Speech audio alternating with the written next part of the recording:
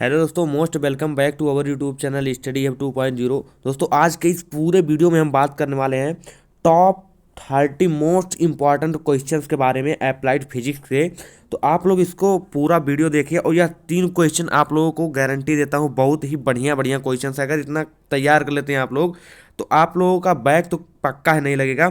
और एक बात और, इतना अगर तैयार कर लेते तो आपको जो कॉन्फिडेंस लेवल है वो और बढ़ जाएगा। तो चलिए वीडियो को शुरू करते हैं, वन बाय वन करके समझते हैं। बहुत ही इंपॉर्टेंट क्वेश्चन लिया गया, हर चैप्टर से कुछ ना कुछ लिया गया जो इंपॉर्टेंट है। तो ज़रूर से ज़रूर वीडियो को पूरा देखिएगा। और पहला क्वेश्चन है हम लोगों का, विमीय समीकरण क्या है, विमीय समंगता के सिद्धांत का उल्लेख कीजिए।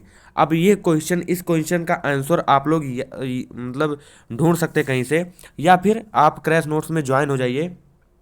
डिस्क्रिप्शन में मोबाइल नंबर दिया है, वहाँ पे कांटेक्ट करके आप व्हाट्सएप पे मैसेज करके भी नोट्स प्राप्त कर सकते हैं। और वहाँ पे जुड़ जाइए, वहाँ पे इसका सोल्यूशन मिल जाएगा, या फिर आप अपने खुद से ही इसका सोल्यूशन ढूंढ लीजिए। और ये क्वेश्चन बहुत इंपॉर्टेंट है। अब देखिए यहाँ पे विमीय समीकरण क्या है, विमीय समांगता के सिद्धांत का उल्लेख कीजिए। अब अगर इसका आंसर आप लोग तैयार कर लेते हैं, फिर विमीय से जुड़ी हुई जो भी आए उस आप लोगों को एग्जाम में लिख करके चले आना है। आप लोगों के पास टाइम बहुत ही कम बचा हुआ है। तो अब आप लोगों को जो सुपर टिप्स है उसको अप्लाई करके आप लोग पास हो सकते हैं। और यहाँ पे मैं बता दूं दोस्तों, यहाँ पे एक आई बटन पे एक वीडियो आ रहा होगा, उसको ज़रूर से ज़रूर देखिए। उसमें बताया गया है कि कैसे आप लोगों को एग्ज़ाम में पास होना है। अगर आप लोगों को एग्ज़ाम के समय कुछ भी ना आए तब, तो वो ज़रूर से ज़रूर देख लीजिए इसी समय, तभी आप लोग के काम आएगा वो भी। और दूसरा क्वेश्चन है, विमीय विश्लेषण की उपयोगिता समझाइए। तो ये भी आप लोग तैयार कर सकते हैं। अगर इन दोनों में एक तैयार कर लेते हैं, कोई भी आए उसको उसमें लिख करके तुरंत चले आइए। अगर कुछ ना आता रहे, थोड़ा बहुत आए, तो उससे रिलेटेड लिख करके चले आइए, लेकिन खाली नहीं छोड़ना है। और इसको तैयार जरूर से जरूर करना है, मोस्ट इंपॉर्टेंट क्वेश्चन है ये, ध्यान रख लीजिए इसको। और तीसरा क्वेश्चन, सदिश एवं अदिश राशियों का उदाहरण सहित समझाइए। और इनको समझाना है आप लोगों को उदाहरण सहित। और यहाँ पे है चौथा, जो दो सदिश और अदिश राशियों के गुणनफल से आप क्या समझते हैं, इसको भी समझाना है। और ये भी इम्पॉर्टेंट है। और यहाँ पे जो बहुत ज़्यादा इम्पॉर्टेंट है उन लोगों पे ये हाइलाइटर से हाईलाइट किया हुआ जो बहुत ज़्यादा इंपॉर्टेंट है। तो आप लोग इसको भी ध्यान दीजिए। और ये पीडीएफ आप लोगों को टेलीग्राम चैनल पर मिल जाएगा, तो डिस्क्रिप्शन में लिंक है, टेलीग्राम चैनल जरूर ज्वाइन कर लीजिए। और यहाँ पे पाँचवा है, घर्षण को परिभाषित कीजिए। और सीमांत घर्षण बल और स्थैतिक घर्षण को समझाइए। तो आप लोग घर्षण क्या होता है और घर्षण के टाइप और इसका निवारण, बस इतना आप समझ लीजिए। घर्षण कुछ भी आए उसमें लिख करके चले आइए, पूरा पूरा नंबर मिलेगा आपको। अब संरक्षित तथा असंरक्षित बल से क्या तात्पर्य है, उदाहरण भी लिखिए। आप लोग संरक्षित असंरक्षित बल तैयार कर सकते हैं, या 2 नंबर 3 नंबर, कुल मिला जुला के 5 नंबर के आसपास ये पूछ लेगा। उदाहरण भी आप लोगों को ये तैयार करना है। और साथ में कार्य ऊर्जा परिमेय बताइए तथा इसको सिद्ध कीजिए। तो कार्य ऊर्जा परिमेय आप लोग याद कर लीजिए, अगर सिद्ध नहीं कर पाते हैं तो भी कोई बात नहीं, लेकिन कार्य ऊर्जा परिमेय आप लोग याद कर लीजिए कि क्या होता है।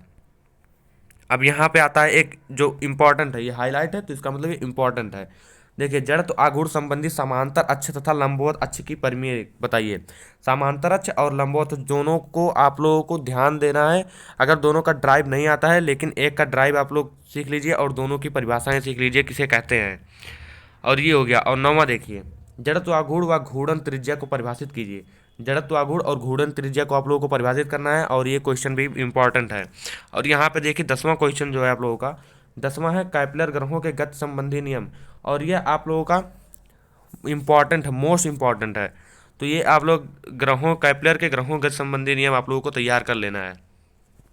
अब 11 क्वेश्चन देखिए, 11वां क्वेश्चन है, गुरुत्वीय त्वरण से आप क्या समझते हैं, या फिर गुरुत्वीय त्वरण किसे कहते हैं। और इसे गुरुत्वीय त्वरण के लिए व्यंजक, अगर पृथ्वी तल से गहराई के साथ और पृथ्वी से ऊंचाई के साथ, तो ये भी आप लोग तैयार कर सकते हैं। ये देखिए यहाँ पे और भी इम्पोर्टेंट, मोस्ट इम्पॉर्टेंट, प्लायन वेग किसे कहते हैं, इसके व्यंजक प्राप्त कीजिए। तो प्लायन वेग आप लोग तैयार कर सकते हैं। ये जो दोस्तों पूरा 30 क्वेश्चन है, ये 30 के 30 क्वेश्चन बहुत इंपॉर्टेंट हैं, और इसको जरूर से जरूर आप लोगों को आना चाहिए। इससे ज़्यादा आप लोगों को आए कोई दिक्कत नहीं, लेकिन इतना कम से कम आप लोगों को आना आना ही आना चाहिए, क्योंकि यह बहुत बेसिक है और बहुत ही आसान आसान है। और इसे एग्जाम में आने के ज़्यादा से ज़्यादा चांसेस रहते हैं, 80% प्लस चांस रहते हैं कि यही क्वेश्चन आप लोगों के एग्जाम में आएगा।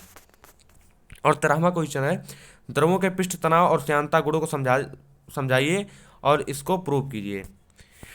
मतलब इसको ड्राइव करना है। अब आप लोग अपने हिसाब से कर लीजिए, जो आप लोगों को समझ में आए आप लोग उसका तैयार कर सकते हैं। देखिए, कंटिन्यूटी समीकरण को सत्यापित कीजिए। कंटिन्यूटी क्या होता है, सांतत्व समीकरण को स्थापित करना है आप लोगों को, तो यह आप लोग कर लिए। और देखिए, बर्नौली प्रमेय का उल्लेख कीजिए और उसको सिद्ध कीजिए।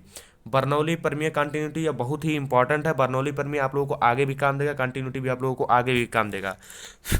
अगर आप लोग सिविल के हैं तो फ्यूल मैकेनिक्स या फिर एचएचएम हाइड्रोलिक एंड हाइड्रोलिक मशीन में भी आप लोगों को ये काम देगा। और ये सभी जो है बहुत ही बढ़िया बढ़िया क्वेश्चन है, और ये क्वेश्चन ज़्यादा चांसेस रहते हैं आने के, ये कभी हर साल पूछे जाते हैं। और 16वां क्वेश्चन, केस का तुझे आप क्या समझते हैं और इसको प्रूव करना है। तो अगर आप लोग प्रूव नहीं कर पाते हैं तो कोई बात नहीं है, लेकिन केस का तुके परिभाषा मतलब इससे आप क्या समझते हैं, इसकी परिभाषा आप लोग बहुत ज़रूरी है, तैयार कर लीजिए इसको। आप श्यानता गुणांक को परिभाषित कीजिए। श्यानता गुणांक क्या होता है, आप इसको परिभाषित कर मतलब इसको परिभाषित कर ले जाएं, इतना आप लोग पढ़ लीजिए।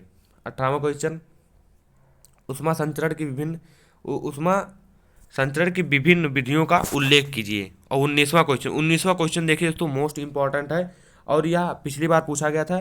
या इसमें से क्वेश्चन आते हैं, 1 नंबर में आएगा, विकल्प में भी आएगा, और कभी कभी 5 नंबर में, जैसे आया ऐसे सीधे सीधे 5 नंबर में दे देगा। तो यह भी बहुत ही इंपॉर्टेंट है। रेखीय क्षेत्रीय एवं आयतन प्रसार गुणांक को परिभाषित कीजिए और इनके बीच के संबंध को निगमित कीजिए।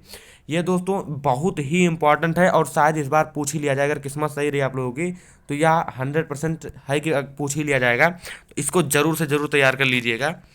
और यहाँ पे 20 नंबर है, उष्मा चालकता गुणांक को परिभाषित कीजिए। उष्मा चालकता गुणांक को परिभाषित कर सकते हैं। और यहाँ पे चैनल को भी सब्सक्राइब कर सकते हैं ऐसे ही वीडियो पाने के लिए, और most important question and updates पाने के लिए स्टडी हब 2.0। और देखिए 21वां क्वेश्चन है, उष्मागतिकी का शून्यवां नियम। देखिए उष्मागतिकी के तीन नियम होते हैं पूरा बेसिकली। देखिए शून्यवां नियम होता है प्रथम नियम, उसके बाद द्वितीय नियम होता है। तो आप लोगों को जो है तीनों नियम बहुत ही बढ़िया से तैयार कर लेना है। तीनों बहुत मोस्ट इंपॉर्टेंट है तीनों, तो तीनों आप लोगों को तैयार कर लेना है। ये शून्य के गतिकी का नियम ये ज़्यादा इंपॉर्टेंट है, ये बहुत बार पूछा गया और इस बार भी पूछने के चांसेज हैं इसके। तो आप लोग ये तीनों तैयार कर सकते हैं। 21 नंबर, 22 नंबर, 23 नंबर, तो आप लोगों का इतना हो जाएगा। और मैं बार बार कहता हूं दोस्तों कि आप लोग एग्जाम में कॉपी बिल्कुल भी छोड़ कर मत आइएगा। एक भी क्वेश्चन आप लोगों का छूटना नहीं चाहिए। सभी क्वेश्चन आप लोगों के अटेम्प्ट करने हैं, और सभी क्वेश्चन आप लोग उत्तर देने हैं। कुछ ना कुछ जरूर लिख करके आइए, और गारंटी अगर आप लोग लिख करके आते हैं बहुत ही बढ़िया से, तो आप लोगों की बैक फिजिक्स में नहीं लगेगी, ये समझ लीजिए।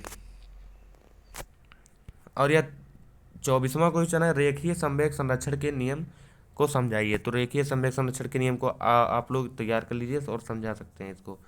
और यहाँ पे 25वां क्या है, 25वां है कि कोणीय वेग एवं रेखीय वेग को परिभाषित करें तथा उनके बीच के संबंध को निगमित करें। ये क्वेश्चन दोस्तों अब मैं आपको बता दूं, ये जो 2-3 क्वेश्चन है, ये दोनों क्वेश्चन, ये रेखीय त्वरण और कोणीय त्वरण को परिभाषित कीजिए, उनके बीच के संबंध को लिखिए। ये दोस्तों मोस्ट वेरी मोस्ट इंपॉर्टेंट है। ये दोनों बहुत ही इंपॉर्टेंट हैं, तो इनको आप लोग जरूर से जरूर तैयार कर लीजिए। चाहे कुछ तैयार कीजिए चाहे ना, ये क्वेश्चन जितना हाईलाइट है सब तैयार कर लीजिए, जरूर से जरूर इतना तैयार। जो जो हाईलाइट है उनको अगर मान लिया आप लोग छूट गया है तो सभी तैयार कीजिए, 300 क्वेश्चन तैयार कीजिए, लेकिन जो हाईलाइट है उसको पहले तैयार कीजिए, बढ़िया से उसको तैयार कीजिए, ये कह दे रहे हैं। इसका जो रेखीय कोणीय वेग को परिभाषित कीजिए, उसके बीच के संबंध को निगमित कीजिए, ये वाला आप लोगों को निगमन करना है। ये ज़्यादा नहीं, 1 पेज का होगा, और आप लोग इसको समझ जाएंगे इजीली। और इसको भी आप लोगों को निगमन करना है, और इसके संबंध को स्थापित करना है इन दोनों के। बहुत इंपॉर्टेंट है, बहुत इंपॉर्टेंट है। और यह अब की बार शायद ही आ जाएगा, इस बार भी चांसेज आए, कहीं हर साल भी पूछा जाता है। तो चलिए 27वां देखते हैं, अभिकेंद्रीय बल और अभिकेंद्रीय त्वरण से क्या तात्पर्य है, इसकी बीमा लिखिए। अभिकेंद्रीय बल किसे कहते हैं और अभिकेंद्रीय त्वरण किसे कहते हैं, और इसकी बीमा भी लिखना है। अब देखिए यहाँ पर है, अभिकेंद्र त्वरण को परिभाषित कीजिए, और इसका जो ड्राइव है, ये ड्राइव वाला दिया कि इसको मतलब इसका निगमन करना है, अभिकेंद्रीय त्वरण। अब ये देखिए स्टोक्स लॉ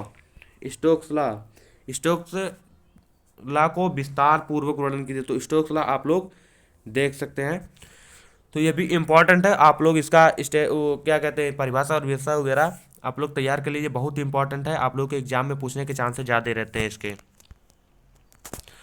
और यहाँ पर है 30वां क्वेश्चन, एक सेकंड, हाँ 30वां क्वेश्चन है। 30वां क्वेश्चन आप लोग देख लीजिए, निम्न पर संक्षिप्त टिप्पणी लिखना है।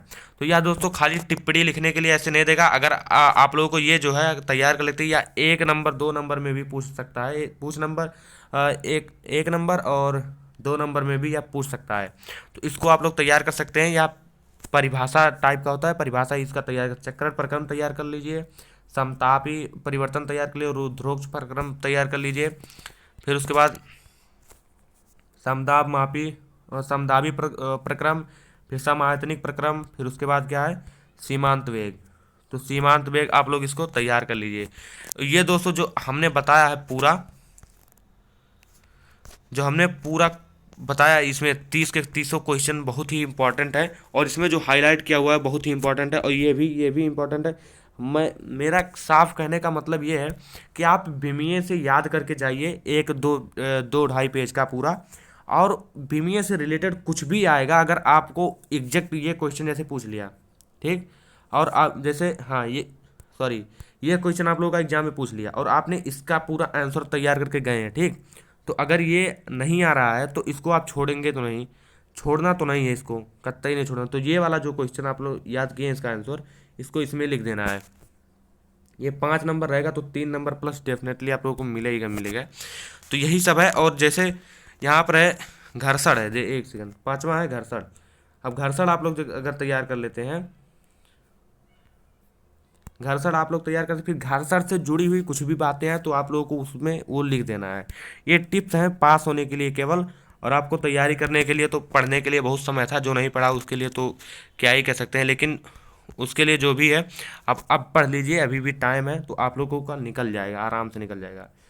तो और नोट्स चाहिए, अगर नोट्स चाहिए तो डिस्क्रिप्शन में लिंक है, टेलीग्राम चैनल ज्वाइन कर लीजिए, ये पीडीएफ आपको प्रोवाइड कर दिया जाएगा तुरंत ही, और वहाँ पर जुड़े रहिए, वहाँ पर बहुत ही अपडेट मिलते रहते हैं। तो अगर नोट्स चाहिए, क्रैश नोट्स में ज्वाइन होना चाहते हैं तो डिस्क्रिप्शन में मोबाइल नंबर है, तो वहाँ पे आप कांटेक्ट कर सकते हैं, आप व्हाट्सएप पे मैसेज भी कर सकते हैं। तो यही था आज के पूरे वीडियो में। तो वीडियो कैसा लगा कमेंट करके जरूर बताइएगा, और ये क्वेश्चन आप लोग जरूर से जरूर तैयार कर लीजिएगा, बहुत ही इंपॉर्टेंट है। तो वीडियो देखने के लिए आपका बहुत बहुत धन्यवाद। मिलते हैं नेक्स्ट वीडियो में। Thank you for watching. पढ़ते रहिए, मस्त रहिए, स्वस्थ रहिए। धन्यवाद।